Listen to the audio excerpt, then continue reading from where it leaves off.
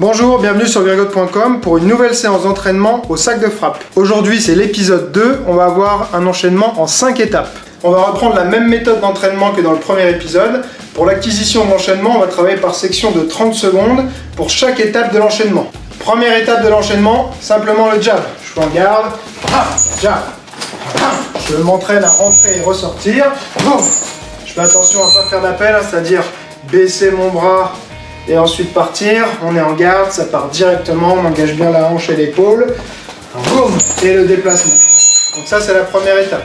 Deuxième étape, jab cross, donc 2 directs. Et pareil, on s'entraîne à ressortir. Et je ressors.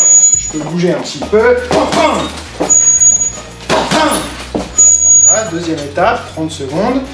Troisième étape, ça va être avec un switch middle. Donc je fais 1, 2. De là, ma jambe avant va reculer, ma jambe arrière va avancer. Et ensuite j'envoie le middle de la jambe avant. Ça me permet d'avoir une prise de vitesse et de puissance pour la jambe avant. Donc ça donne 2, 1, 3. Ça c'est la troisième étape. Petit détail sur le switch, c'est comme un changement de garde mais sans tourner les hanches. Souvent si on voit dans certains styles comme par exemple le taekwondo, ils vont changer de garde et revenir. Là il y a les hanches qui tournent. Moi je veux un switch où les hanches ne tournent pas. Comme ceci. Donc je suis là et j'envoie. J'essaie aussi de garder les deux pieds plus ou moins sur une ligne. C'est-à-dire que là, si j'ai une ligne qui passe au milieu de ma position, les deux pieds vont venir se mettre en diagonale sur la ligne. Quatrième étape de l'enchaînement, je vais rajouter un cross. Donc ça fait 1, 2, 3, 4. Dès que je repose, j'envoie mon cross.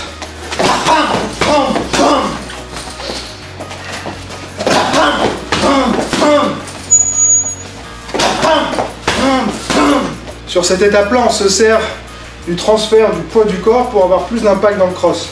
C'est-à-dire que là, 1, 2, 3, boum, quasiment comme si je retombais en reposant ma jambe. Boum, je fais attention à ne pas non plus être trop vers l'avant, mais je vais me servir ici du transfert du poids. Mon poids est sur l'arrière, je repasse ici au milieu. Donc ça fait boum, là, 1, 2, 3, 4. Cinquième étape, je vais rajouter un low kick de l'arrière mais sur un demi-temps.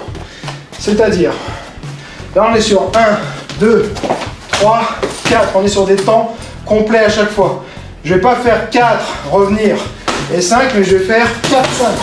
Donc je suis sur un demi-temps. Encore une fois. 1, 1, 1, 1, 1, 1, 1, 1, 1.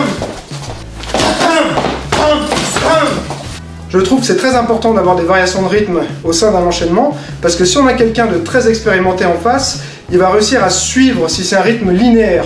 Par contre, s'il y a des variations de rythme, qui à un moment il y a un demi-temps, une accélération au sein de l'enchaînement, là c'est beaucoup plus dur à suivre.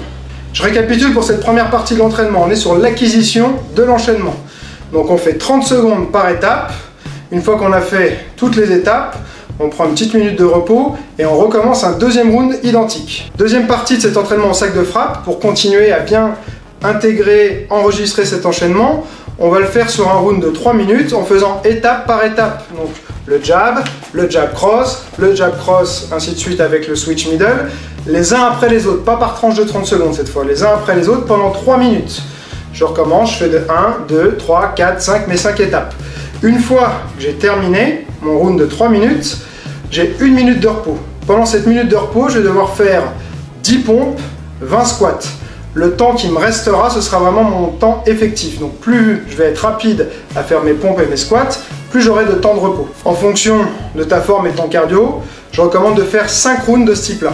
Mais attention, c'est pas obligatoirement 3 minutes à fond. On n'est pas obligé d'être tout le temps sur du fractionné pur. Il faut aussi travailler parfois son endurance fondamentale.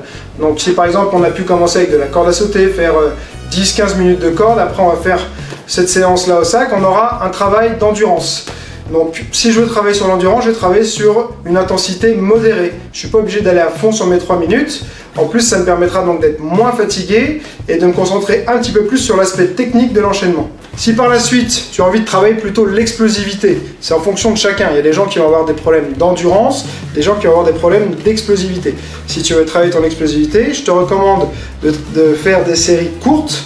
Donc peut-être travailler sur 5 répétitions de l'enchaînement, prendre du repos, ou 10, ça dépend de ta forme, mais rester sur du travail qualitatif en explosivité à chaque fois. Exemple d'intensité pour un travail en endurance sur les 3 minutes.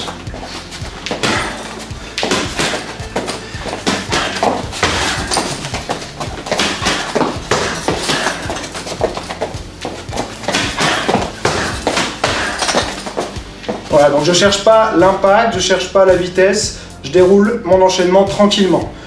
Dès que c'est fini les 3 minutes, je passe sur mes pompes, je peux garder mes gants, sur les poings, 10 pompes, on se relève, position squat, on met bien les fesses vers l'arrière, on essaie de ne pas avancer trop les genoux, squat bien profond, on descend jusqu'en bas, 20 squats. Quand j'ai terminé ça, en fonction du temps qui me reste, je me prépare à repartir pour 3 minutes, le tout 5 fois. Exemple d'intensité pour un travail en explosivité. Je reprends mon souffle, me replace bien. Ainsi de suite. J'en fais par exemple, comme j'ai dit, 5 à 10. Et je prends du repos. 3, 5 minutes, ce dont j'ai besoin pour que l'explosivité soit maintenue d'une série à l'autre. Fin de cette séance d'entraînement, je voulais déjà tous vous remercier pour les retours positifs sur le premier épisode. Si ça t'a plu, dis-le moi, comme ça je vais continuer. J'ai besoin de savoir si mes vidéos, mes séances d'entraînement, elles sont utilisées, si elles servent à quelqu'un. C'est ça qui me motive toujours à continuer. Donc laisse-moi un message, n'oublie pas bien sûr de t'abonner à la chaîne, de cliquer sur j'aime et de partager sur les réseaux sociaux. Et comme je dis toujours, celui qui croit savoir n'apprend plus, alors garde l'esprit ouvert.